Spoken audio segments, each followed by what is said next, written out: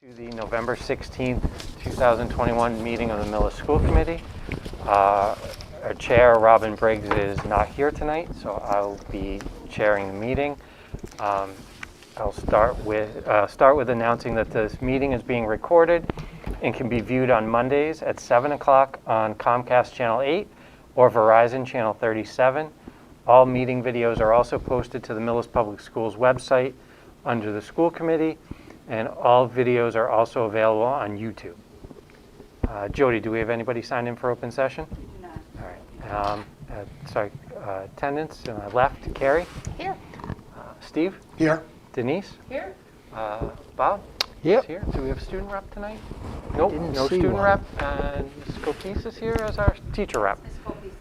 Yep. All right. So no open session. And why don't we take teacher rep? Come on up.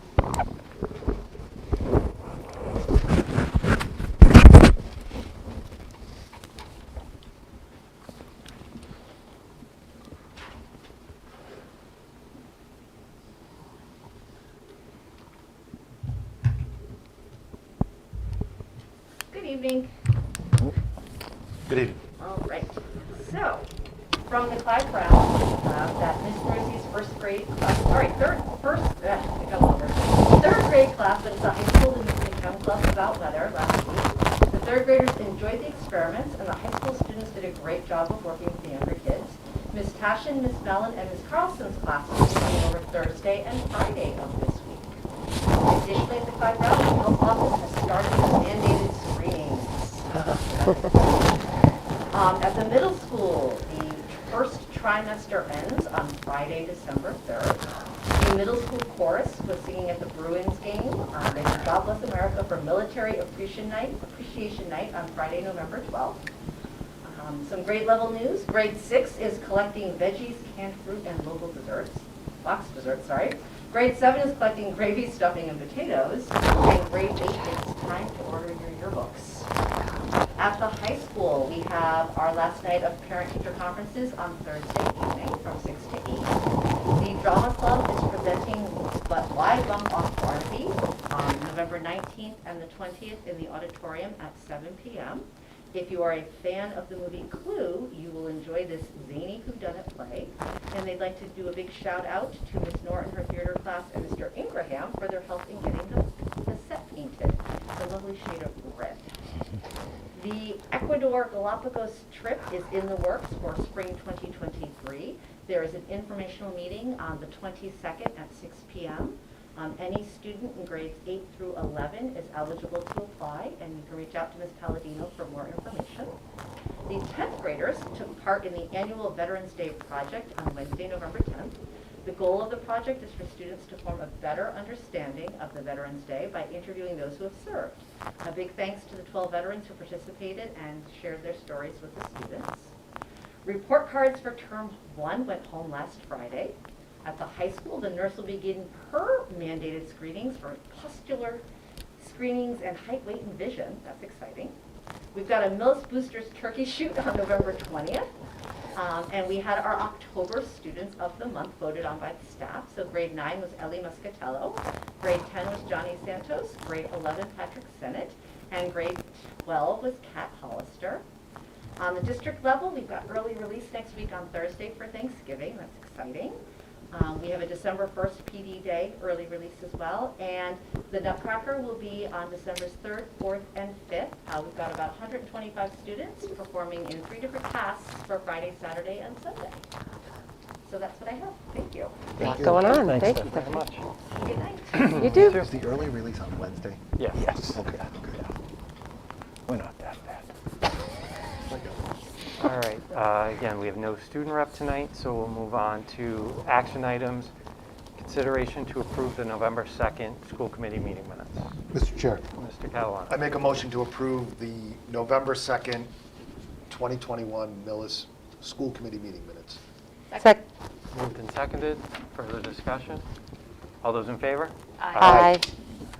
Next is consideration to approve the Unit A Fall Memorandum of Agreement of Understanding. Mr. Conroy, or Matt, Mr. Chair, sorry. Technically, Hello. Mr. Conroy. The MOU was a joint meeting, several meetings with Ms. Roach, myself, Mr. Mullaney, and Mr. Wigan to go over. This is the third MOU, I believe. We had one when we were remote. We had one when we went to hybrid. Then we had another one. This is the all-in. So Right. this is the third variation of it. Not much has changed. There is nothing significant other than from the previous ones to this one, other than a COVID sick leave bank. This was the members are allowed to voluntarily contribute up to 2 sick days. And then, so if people want to, if there is a COVID-related illness that they have, or if they have it in a family and they need time that they can use out of the bank and not draw down on their other sick leave. And at the end of it, if I'm not mistaken, there's been a couple variations. It goes into the regular, it goes back into the regular sick bank. They transfer over. They have the option of transferring it over We're taking it out, I'm sorry. Yeah, And yeah. then there's It's also like prorated. other sick leave banks. There is, it's a 4-member committee, 2 members of the association and 2 school committee members or their designee would have a discussion about the use of the COVID sick leave. So other than that, I think that's the major change, right? I don't think, it was a very easy process, not a contentious process. We've had a good working relationship. Most of the people on this are also sitting on the health and safety, so there's been a core group of people talking for the last year plus around these issues. And so it was a good thing. I think both sides got what they needed, and this is where we're at. All right. That's it. All right. Oh, so I should, sorry. Do we have a motion? Mr. Chair, Yep. I make a motion to approve the MOU between the Millis School Committee and the Millis Teachers Association as presented. Second. Been moved and seconded. Any further discussion? All in favor? Aye. Aye. Motion carries. All right. Thank you guys for doing that. Next up is Time and Learning, Clyde Brown School Improvement Plan. Ms. Django, come on up.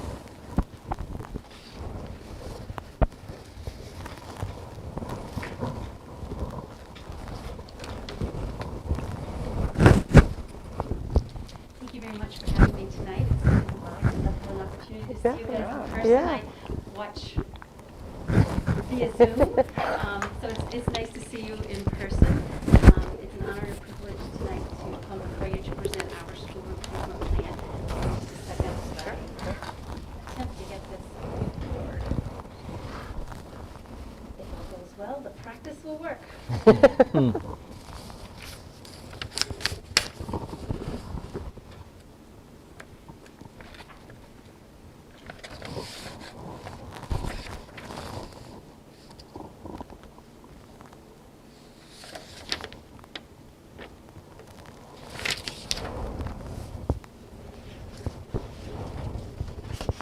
So I did code before, so correct?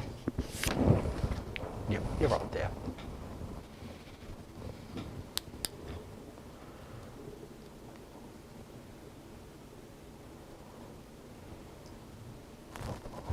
So we've got a lot of work that's gone into our school improvement plan, and we are, of course, going under the vision and mission of the Millis Public School District and focusing on personalized learning this year as every year. Our goals are following along with Superintendent Mullaney's goals. We're looking at providing rigorous, challenging learning experiences that promote academic growth for all students. We are looking to support students' physical and mental health and wellness, as well as examine and expand our knowledge on protocols and pedagogy for ensuring that we are fostering inclusion and equity in our school systems. So this is very similar to the middle school, high school with a CFB twist.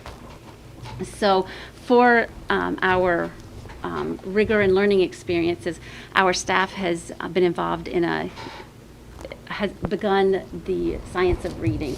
This is a year-long professional learning opportunity for our staff, and it's to gain a basic understanding for all of our teachers and staff members who work in the area of reading, so that everybody's on the same page, from the foundation up.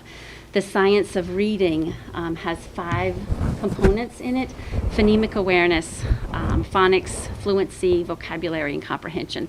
So everybody is learning, again, from the foundation up, about the 5 components that make up the science of reading. Phonemic awareness is the ability to identify and manipulate sounds, like playing games like rhyming words and things like that. The focus on phonics involves matching the sound to the letter or letters that make up the groupings. Fluency has to do with the rate or speed at which we read, the accuracy, as well as a proper pronunciation or proper expression. Vocabulary is just understanding the meaning of words, and then comprehension is adding meaning to connected text or understanding connected text. So each of these 5 components are focused on our early release days, so our teachers are really getting a good foundation. And the reason we're doing this is because CFB is looking to adopt a new reading program by the end of the year. So we wanted all teachers to really understand what the science of reading entails and have a really good grasp on that, so that we could then go into exploring and diving into the different programs available. We're working with the Hill Group. They have helped us help guide us in putting a literacy team together who will guide our staff. They have provided some research on 7 core curriculums that our staff will be exploring, looking into, asking questions about, and looking to make sure the principles of the science of reading are embedded clearly into those programs, so that the work that we're doing would continue through the science of reading. We're starting with 7. The team will narrow it. A team along with the staff will narrow it down to 2 to 3 programs to really do a deep dive into those programs and what they offer or provide to students. We will have a vertical team, which will consist of members from each grade level, along with our specialists, our reading staff, and including some of our paras and things like that, so that everyone is looking at the reading program and making sure that what we propose is founded in the science of reading. Our literacy team is also made up of a teacher from each grade, 2 Spanish immersion teachers, 1 from the lower elementary and 1 from the upper elementary, reading specialist, special education teacher, and EL teacher. So we've really tried to take a cross-section of our staff, make sure that they're represented, and then take the information back to all staff or at their grade levels, so that when we meet with the Hill Group, they'll take the information back to their grade level teams to talk about and digest, come up with questions. Throughout the process, we're hoping to have a new program identified by May. So it's going to be a very fast-moving process, but it's very organized, and the Hill Group has been instrumental in helping us get this off of the ground. We are going to be using a core evaluation tool that was created through the Florida Center for Reading Research and adapted by the Hill Group to make sure that we're looking to make sure all of the science of reading elements are in each program. And each vertical team will take a section of the program and focus on that and go through the rating tool. So one group will focus on phonemic awareness and phonics, cultural responsiveness, and sustaining education. Another group will look at fluency, vocabulary, professional development, motivation, engagement, speaking and listening. And then a third group will look at instructional design, comprehension, assessment, and writing. So it's a very in-depth tool that we'll be using to evaluate this. And at the end, we feel very confident that we will have a program that will, again, follow the science of reading and provide our students with a very strong background and teachers and instructional materials to make our children as successful as we can possibly make them in the area of reading. So our academic focus and growth for students is focusing on our reading program this year. Our second goal having to do with the physical and mental health and wellness of our students. We're continuing to focus on social emotional strategies. Each week our counselors do a counseling tip of the week through a video series that Clyde the Bear has helped create. So in our morning announcements, we do a video morning announcements each day so that we're able to provide those tips once a week. And they're student generated as well, so our counseling team will work with students, and sometimes they come up with some exceptional strategies, and we incorporate those and video those for the rest of the school. We're looking to increase our Tier 1 whole class instruction, where our counselors are going into the classroom and doing whole class lessons for focusing on social emotional needs. And we intend to continue our Open Circle Family program this year as well. Our counselors are going to be mapping our Tier 2 curriculum this year. That's not something that we have done in the past, so we want to make sure that we have a clear map for our Tier 2 interventions, expanding and differentiating our lessons on self-regulation, as well as expanding and differentiating lessons with focus on social skills. This year, we have taken PBIS and revamped it a little bit to focus more on collective earning rather than just individual. Our bear paws are given out when we see students demonstrating our core values of taking care of oneself, taking care of the community, and taking care of the environment, and just following the expectations. So they're getting those little bear paws. They turn those into their teacher. They collect 100 of those, and then they have an opportunity to earn the golden bear. Mr. Poulos used our 3D printer to make golden bears that each class, each grade level is given through Clyde. I've got a little picture up there of Clyde and one of our classrooms who earned the golden bear, so they get really excited about that. In the past, the golden bear was an individual award and recognition, but we want to bring our school together as a community of classrooms and as a larger community, so each person is helping to earn the class golden bear. We're continuing with our SEL screenings, and the nurses are doing the test and stay, which is definitely having a positive impact on keeping more students in school regularly.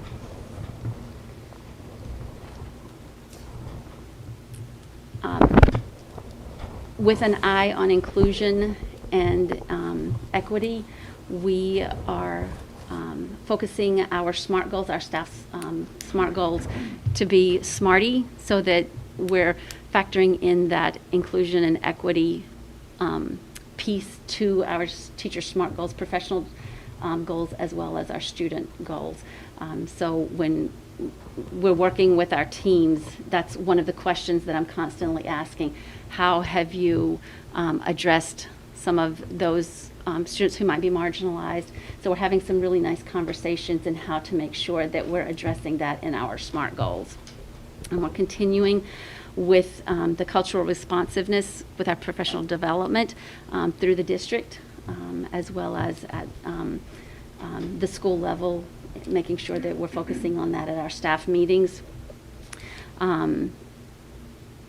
Something else that we're adding to that, valuing cultures and language in our video morning message. We have our Spanish immersion students teach a Spanish word of the day.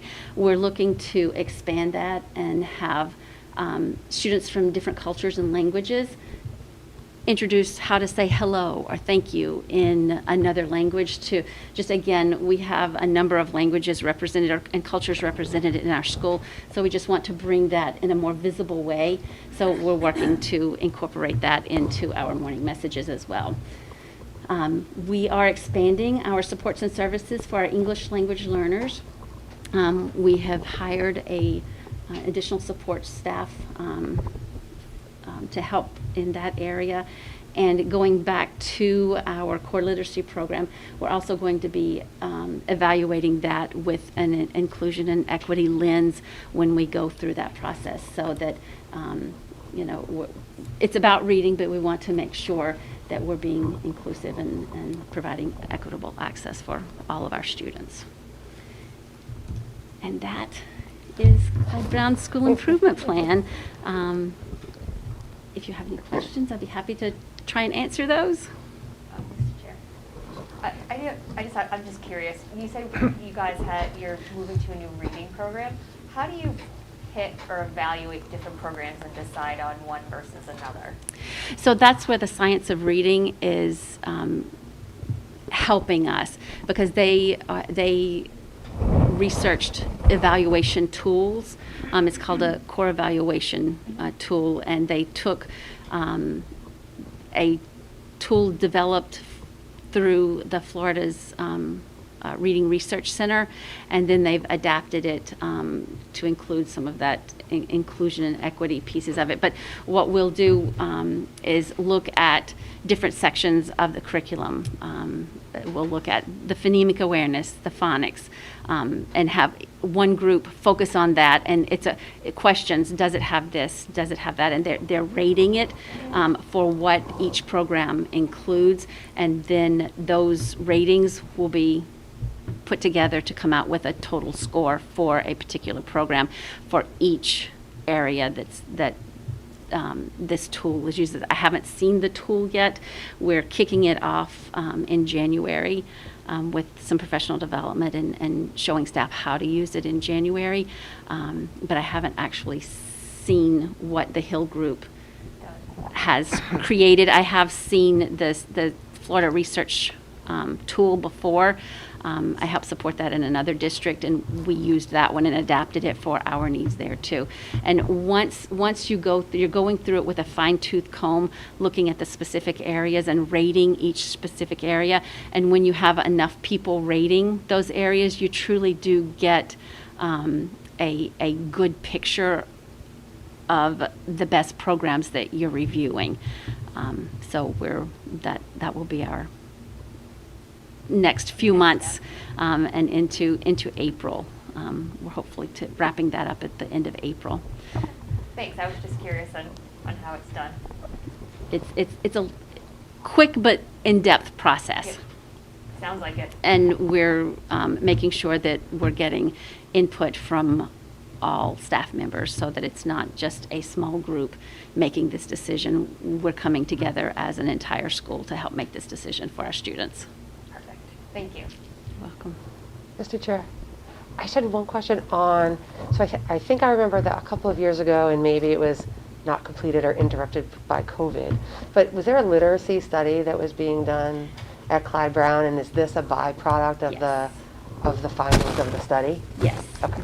The Hill Group came in 2 years ago, met with the staff, evaluated what was being done, looked at all areas of our reading program and practices, evaluated it, did a presentation to the staff before I was officially on board. Yep.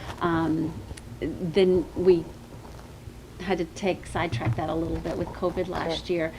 So I think the staff, and I know I'm really excited to be moving forward in this process. It's great. So there's some continuity with the people that did the sort of evaluation, the literacy study, and this process right now. So the Hill Group was then and also now too? Yes. Great, Yes. thank you. Thank you. Good. Great, awesome. Thank you very much. Thank you so Thanks so much. much. Thank you Dana. for your time. Thank you.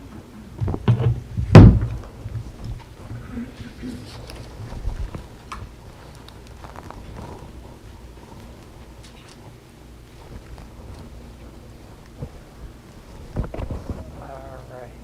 Next on our agenda is metrics for unmasking. So I'll turn it over to Bob and/or Carrie for an update from health and safety. You want to take that one? Sure, yeah, so, health and safety in terms of cases in the schools, our numbers are very good, very low incidence. And we've got more clarity on the COVID vaccination numbers at the middle school and the high school. Of course, the vaccine just was approved for ages 5 to 11. We don't have hard numbers on those grades yet. So, from K to 6, we really don't have vaccine numbers. From grade 7 on up, we do. And if we look at the high school, we have passed the threshold of 80% of students and staff in grades 9 to 12 are vaccinated. The total right now is 81.25% of the students and staff at Millis High School, grades 9 to 12, have been vaccinated. In the middle school, with grade 6, with no numbers for grade 6, we are at grade 7 has 70% vaccination rate among students. Grade 8 has a 77% vaccination rate among students. With the faculty and staff factored in, and the fact that grade 6 doesn't have any vaccination right now that we've recorded. There may be some kids who have received the vaccine, but we haven't recorded that yet. So right now at the middle school, we're at a 61% vaccination rate. If you combine the two schools right now, we're at, from grades 6 to 12, we have a 70% vaccination rate. So what this means is, as a high school, grades 9 to 12, we are eligible to send an attestation form to the state seeking an exemption to the mask mandate for grades 9 to 12. I mentioned in some previous meetings, I've talked to some people at the DESE who have said at this time the state is inclined to look at this as a total 6 to 12 building, but they also said if and when your high school gets to 80%, you can send in the attestation and see what happens. So, if the state does grant a mask exemption, it is up to, the final decision rests with the school committee. There are a number of schools in the area who have reached the 80% threshold, but are still, masks are still mandatory in those schools because the school committees in those schools have yet to make a determination. And so the final determination does rest with the school committee. Mr. Chair, so our challenge is with the attestation, whether DESE is going to allow us to be looked at as two separate schools, even though we're in one building. So the Health and Safety Committee talked about it today and said, well, they would, everyone would support sending in the attestation for the high school, knowing that it's a a, you know, it's a chance that they're going to deny it because we're all under one roof, but we would go ahead and submit and see what they say. And like Mr. Mulaney said, no matter what, the final, even if they approve it, the final verdict comes back to the school committee. So the Health and Safety Committee members were in support of sending that attestation in.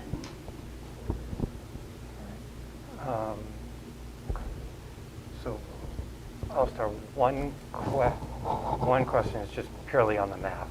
So, and in my back of the napkin, although I don't know for sure, I don't think it would change whether we were plus or minus or whether we were over or under the 80%. But the calculations that we are presented include the middle school and high school staff combined. Correct. I think we need to separate them.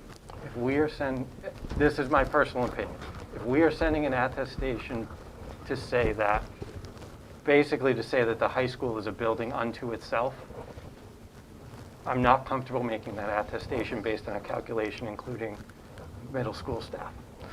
Right. Well, one of the things that in my discussion with the state, they said for staff members, you count everyone in the building. So for example, we have our central offices located in this building. They said you need to count every adult in the building, even if those adults don't have contact with kids. So I guess this starts to walk me down a path of, for me, again, if we are going to attest that the high school building is over 80%, then we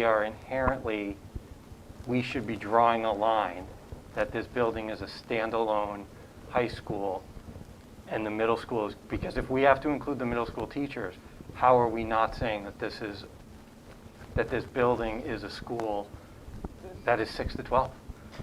Mm-hmm. Listen, I'll just say that prior to DESE, and what their attestation and what their rules are, we all had this conversation of maybe we're going to get to a place where the high school, and we have to try and mitigate and manage. But Mhm. now we're being asked to make an attestation based on a set of rules. I get they may tell us no, but I just struggle if we're going to make an attestation that then just crumbles because as we go through this, because now if we have to include the middle school staff in our calculation, that just makes me less comfortable for this district to represent to the state that our high school building is over 80%. I mean, certainly, I can get clarification from the state on that. And as you said in the beginning, if we just separated out the high school staff and those middle school teachers who were shared staff, it might not impact the percentage, It'll be less plus or minus, it'll probably be less than 81.2. The students, based on when I back those out, the students 9 through 12 were at 80.4%. I'm going to hedge that high school staff alone is still going to sufficient be to over bring them, 80. to keep it So over 80. I think we'll still be there, Mm-hmm. but again, it's just the principle of if we're doing this based on the idea that we're going to try and make the case that our high school is a separate building than the middle school, I think we got to follow through in every aspect of this, that's how we have to treat it. Yeah, I think we can definitely pull those numbers out. I don't know, and I can talk to our contacts at the DESE to see what adults in a building they actually want us to count. So I guess that's where I'm struggling. We have to say, this isn't we have to make the assertion we're not including the middle school teachers because they're not part of the high school building. We can't ask, we shouldn't be asking DESI to clarify, because the moment we're doing that, we're Backing ourselves into a corner. right. If we are making the claim and we're gonna take this case that the high school is a building unto itself, that's how we gotta go. Yeah, no, that makes sense. And if there is concern that we would be violating the DESI rules by not doing that, then we should be considering whether we should be doing this at all. Mr. Chair. Ms. Gibbons. So I had a question about whether or not, as this was talked about maybe with health and safety, so we had a call with the MSBA where we sort of were talking about the building and all of that, and it was raised by one of the principals, maybe a couple of them, that there's like shared space for some of the kids, like upstairs. Right. So like And high where school, we middle are school right are now, in yeah. high school, middle school are in like the same hallway. There's some classes upstairs. They're in the same bathroom, and those were things that they brought to the table to say like, hey, not really ideal for us, would like to keep them separate, but this is the spatial situation that we're in. Yep. So they're shared spaces. So if we have shared spaces, I get a little concerned about unmasked and masked kids in the bathroom together, in the hallway together. So I don't know if we gave any thought to that. I know the final decision is school committees. Myself, I'm a little uncomfortable going up with the attestation if I know already that I'm not comfortable calling them two separate buildings, even though the high school numbers are over the 80% in the current, in the calcs the way we have them right now. So I don't know if that was talked about at all as far as the shared component of space. I mean, yeah, and we understand, we have the high school classrooms down at the end of that hallway. And, ideally the kids would be using that back stairwell to access here. Do they do it all the time? No. Sometimes they're walking down this hallway and then over our heads to get to the calf quicker. We'd have to be a lot more vigilant in setting that up, a lot more vigilant in saying, you can only use the bathrooms on this floor. You wouldn't use the bathroom on the second floor. But there are shared spaces. There are times when you're going to have in this library, you're going to have kids. I didn't even think about that. Kids, middle school and high school kids. They wouldn't be in close contact. There wouldn't be close contacts within, 6 feet of each other for 15 minutes. That would be highly unlikely. But they will pass each other in the hallway. They will, be other times when they might, cross. I think to some extent it's like when you go to the supermarket and there are some people with masks and some people without masks, and you pass, you may be next to each other for a couple minutes or whatever, but that's kind of the reality of a 6 to 12 building. Yeah. At least this That's 6 to 12. That's the point. Right. Yeah. Like The point it is, feels like we this really are a 6 attestation to is 12 saying it's building a and 9 not a to 9 12 to building. because we are. Well, no, it's not saying the building, it's saying the school. Like, we fill out the attestation for the school. When we fill out, like, they know, the state knows that this is a 6 to 12 building. But we don't have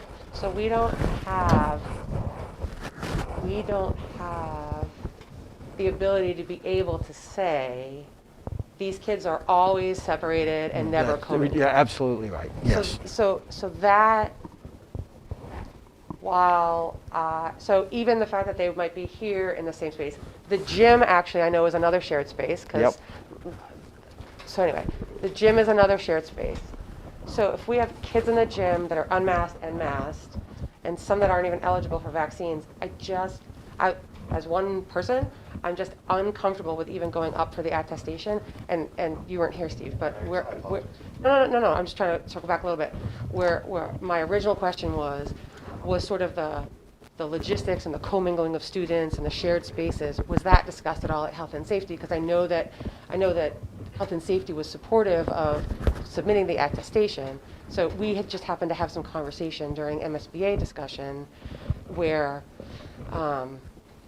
we talked about, like some of the principals raised like shared spaces and, you know, the spatial constraints that we have, and that forces us into some shared spaces across both schools. So I don't know what Ms. Roach said. It really wasn't, but No, it wasn't. It wasn't questioned. I'll be honest with you, I should know. I thought that there was a decent separation. I think lunches are different. Yeah, I mean, but to say that they won't pass, they No, can't be in it, yeah. But if there are, and I came in, and once again, I apologize. Yeah, for no. the word. If we're commingling them on the floor, that's different than passing in the halls on the way to the bus or coming into school. If there's high school classes upstairs or junior high class, middle school classes down here or in the library, that's a little different than just passing. I don't know what else was discussed. So, Mr. Chair, Yep. I'm not disputing that there's some commingling, but we're talking about unmasking of the vaccinated kids, not unvaccinated kids, or not kids that we don't know are vaccinated. So it's, if you're fully vaccinated, you have the option of being on that. It also was talked a lot about in the health and safety that, you know, Hopkinton is one of the schools that have unmasked, that they actually are seeing about 30% of the vaccinated kids that are opting to wear a mask anyway. So we're giving the vaccinated kids the option to unmask. So it's not that there's unvaccinated kids being unmasked. And it's, I mean, so the kids are on the weekends hanging out. They're playing sports together. There's a lot of sports that happen without masks on, not school sports. And we're not seeing the numbers. We're not seeing spikes, and that's been talked about in health and safety, how they're not, you know, that we know kids are hanging out. We know that there's sports that are going on that kids aren't wearing masks. We're not seeing the spikes.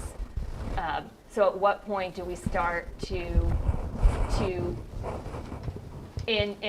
take steps to get some kids unmasked under parameters and evaluate that to see how it's going, and then so we talked about lockers, right? So that was a thing we talked about too. Do we take the steps to allow lockers, because the kids are lugging around a bunch of crap all day, and that was supported. They also then talked about lunches, and there's lots of schools that are going back to regular tables and letting kids. And then you know, Steve had brought up, well, let's do this in stages.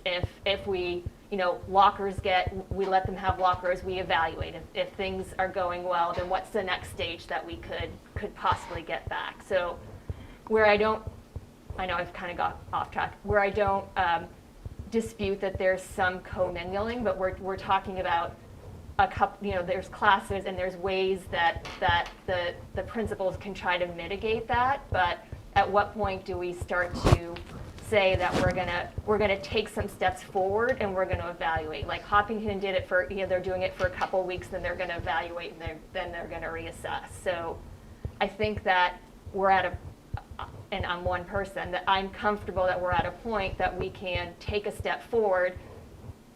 And, you know, there's lots of, you know, what ifs, right? Because DESE has to agree that, you know, to look at us as two different schools. We don't know if that's going to happen. But if it does, do we take that step forward and evaluate and see how it goes and reassess? So I guess, I'm there. So I guess I'm all in favor of progress and moving forward. Where I'm, in this specific case, we are being told, so the state has set the rules as to what those parameters are, and it's 80%, and their rules are in the building.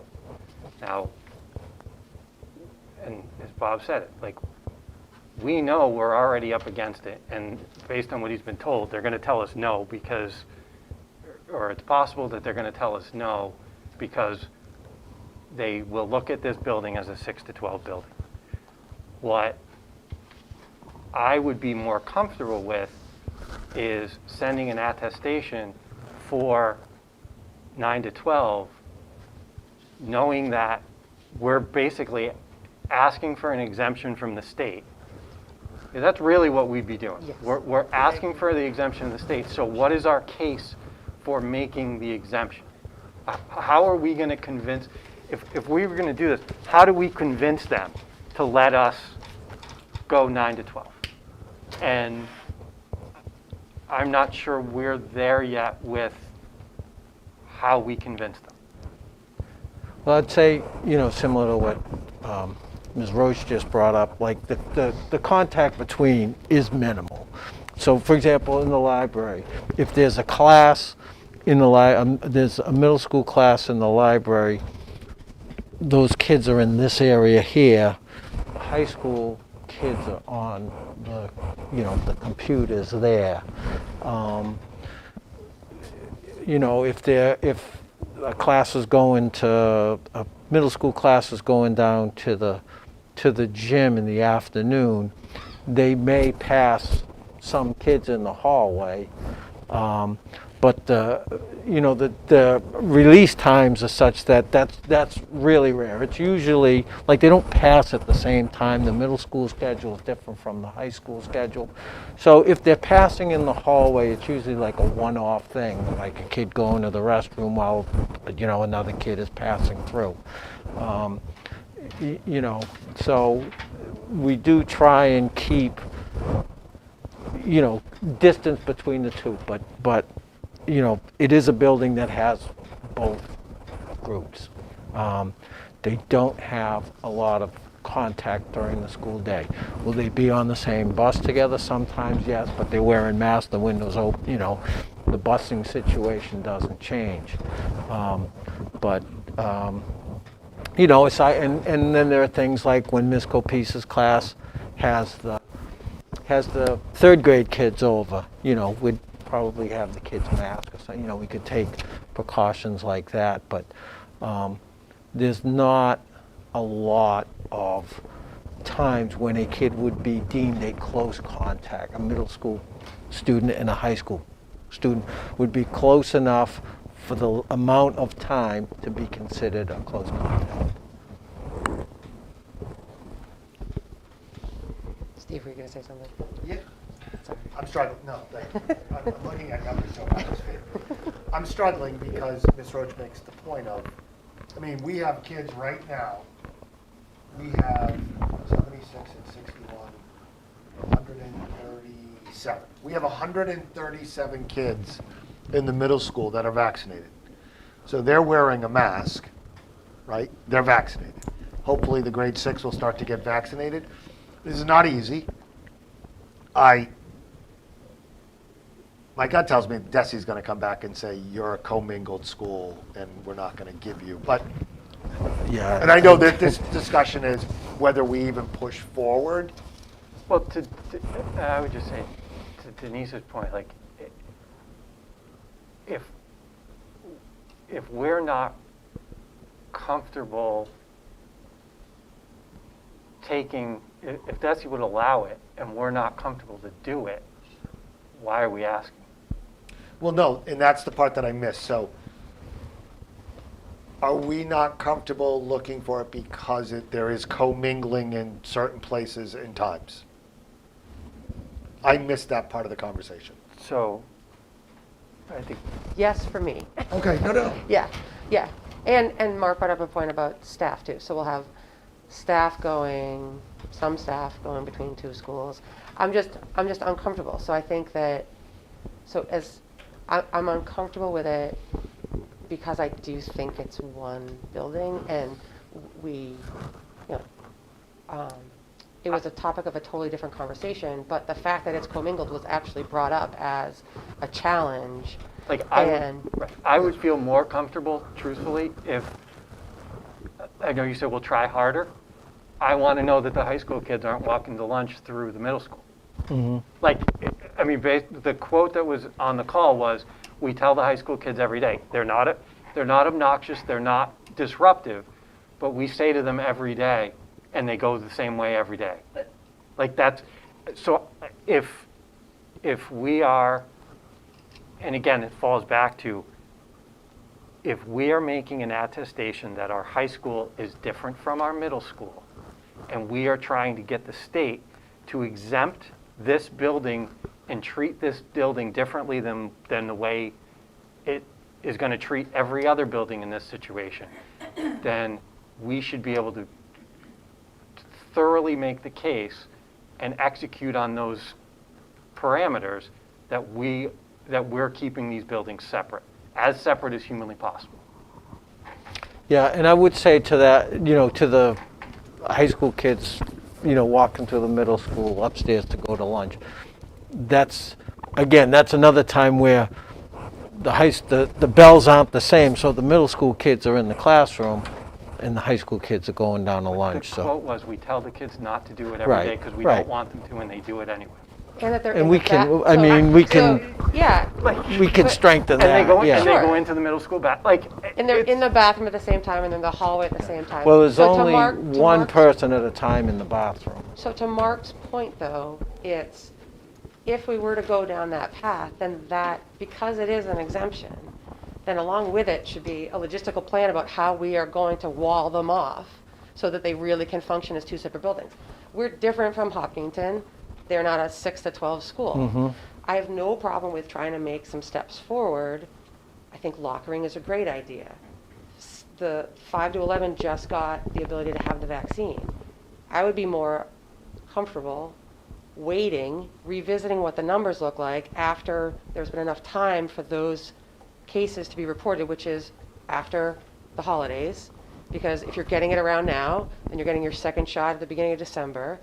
So if those students opt to get vaccinated, then that could change the whole picture for the entire building. I know we need 70 or whatnot, but there's 80 in that grade. Maybe some other kids come along the way. So I don't feel an urgency for right now to go up and ask for an exemption to the rule from DESE. I would feel more comfortable waiting, reevaluating the numbers so that we could take a look to see what's happening in the middle school. Maybe we organically get ourselves over 80% in the entire building, and we don't even have to ask for an exemption. We just have to say, okay, we're over 80. That's in place until January from DESE. So, and we're coming into Thanksgiving. There's travel, there's potential spike after Thanksgiving, and then we move into Christmas. So I guess I'm challenged with the timing of it and the asking for the exemption both.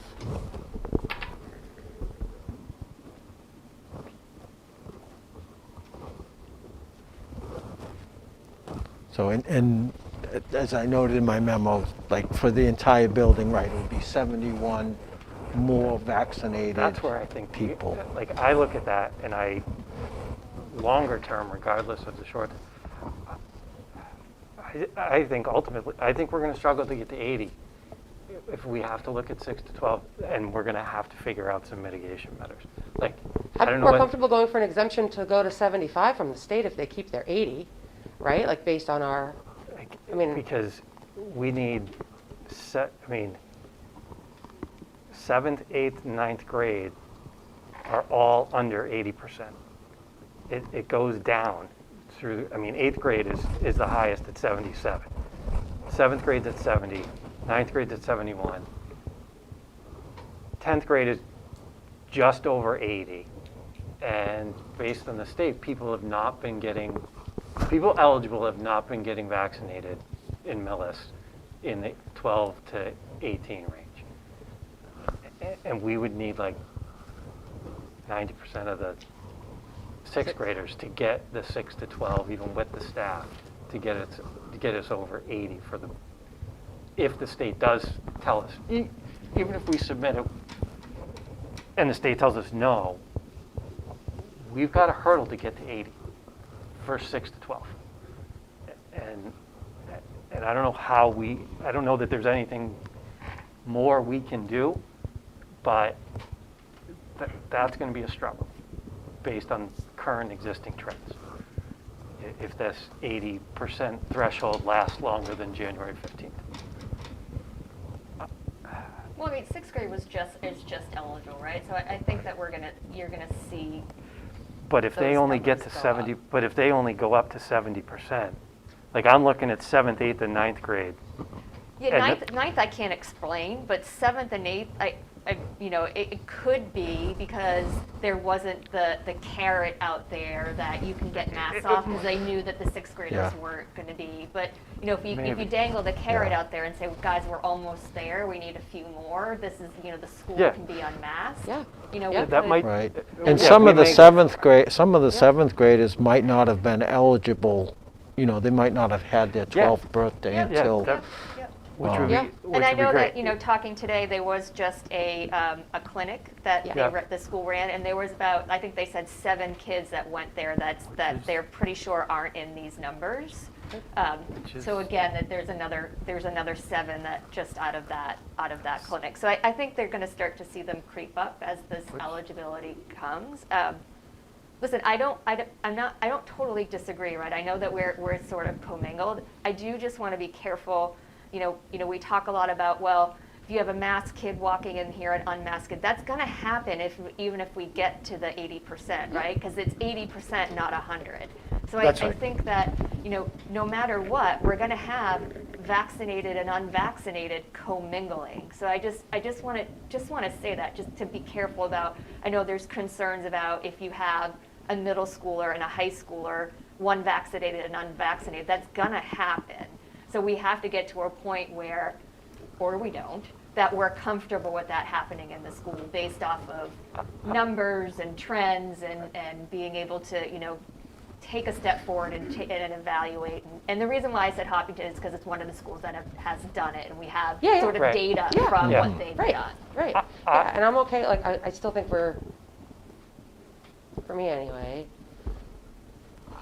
I am expecting that we get to a point where we have masked and unmasked. I just don't feel like we're not one big building, that's all, where we would go for exemption for that. Like, we get to the building as 80%, then you have 80% of the entire building so that your percentages of people that are not vaccinated are smaller, and then you'll have masked and unmasked walking all around, and we talked about our 80% as a number, the state said the same thing. So, with smaller numbers, yes, I guess I'm not comfortable with going up right now for an exemption that says that we're a split building. What are our cases? Did we talk about, what do we have currently for COVID numbers?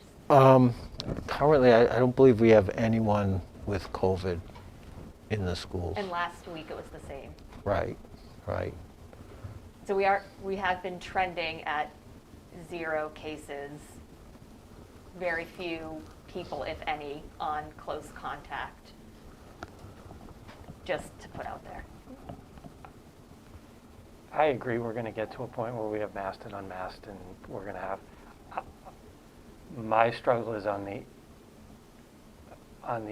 making the attestation if we have not and are not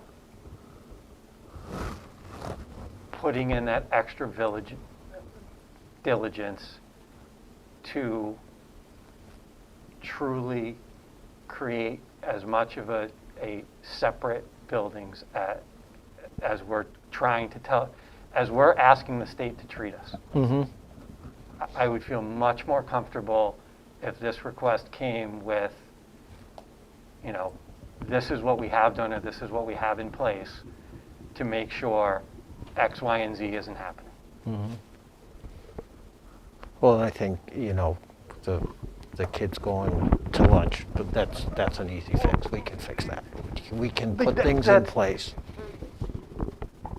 But I think it requires a plan. If we're going to say we're 2 separate buildings, then we have to have a plan that logistically and functionally shows how we keep the 2 buildings separate. So if it's, it's the different bell schedules, Right, the different yep. lunch schedules, and then you have to adjust the gym, right? So like the gym, whatever has to happen there. So whatever spaces are shared, those just have to be, I would think, called out. I don't know what they require as part of the attestation. They require a checkbox. Yeah, so. Like, that's. And that's what I'm like, they uncomfortable with, requ- because I don't think we right. can check a box and say So- we're two different schools. So what if we ask Mr. Mulaney to go back to the principals and write a memo or just outline how they plan to address shared spaces? And if that comes back and is acceptable, then I we agree with move that. forward with the attestation. I think that's the appropriate step. That's a good compromise I or a think so. good- Yeah, no, I I'm think good that's. with that.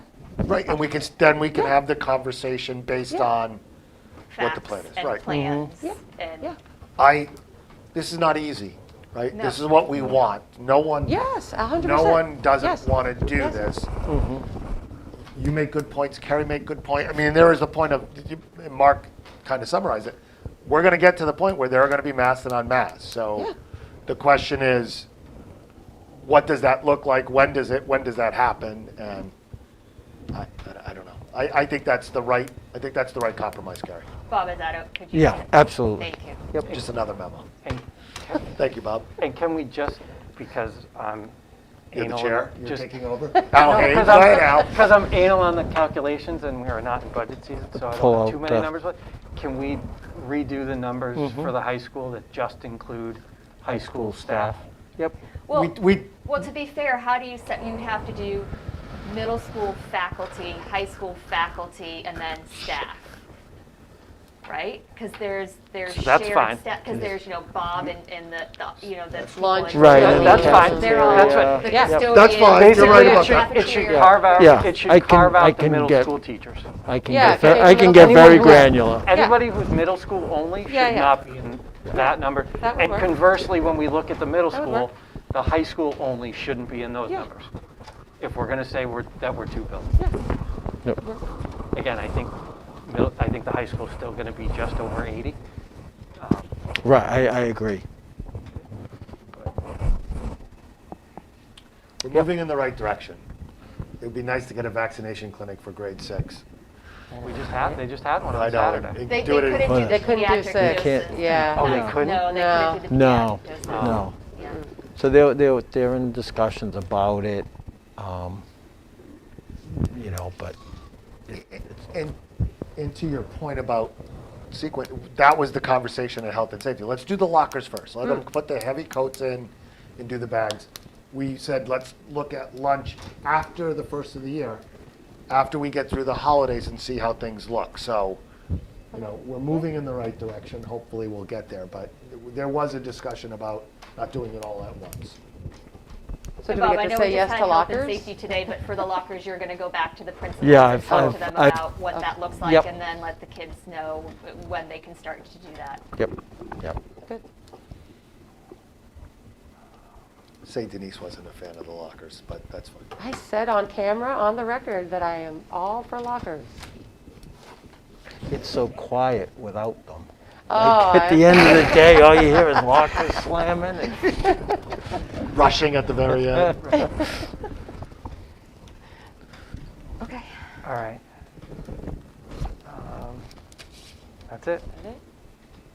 Bob, do you have anything else for superintendent's report? I do not. All right. No announcements, no old and new business, and we have no executive session. Mr. Chair, Mr. Catalano? motion to adjourn. Second. Moved and seconded, all in favor? Aye. All right, thank you all very much.